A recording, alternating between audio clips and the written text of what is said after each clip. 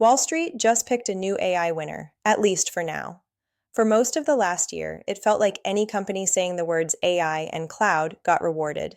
But that phase is ending, and the market is getting a lot more selective. First, let's talk about Microsoft. A recent report said Microsoft quietly lowered growth targets for some of its AI enterprise products after a bunch of Azure sales teams missed their numbers, especially around Foundry, the platform for building and running AI agents. That doesn't mean Microsoft is suddenly bad at AI. They're still a heavyweight, but it does tell you something. The easy, early wave of everyone will buy anything AI is fading.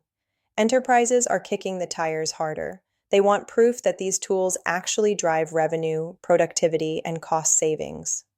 Now flip to Google. Alphabet has suddenly become the market's new AI darling. Since it launched Gemini 3 and posted some big benchmark wins, its stock has been on a tear, outperforming most of the so-called Magnificent Seven. Why? Because Gemini 3's performance surprised people, including some competitors, and it's backed by serious hardware.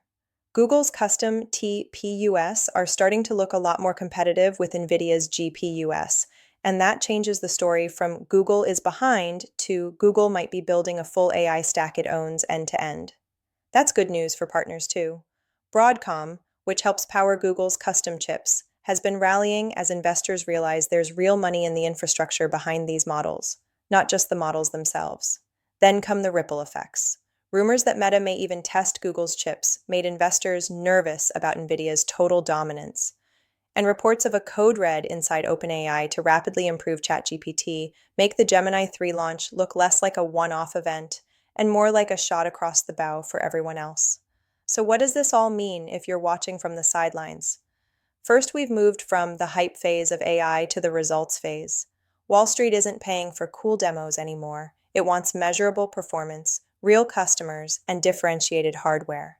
Second, custom chips matter.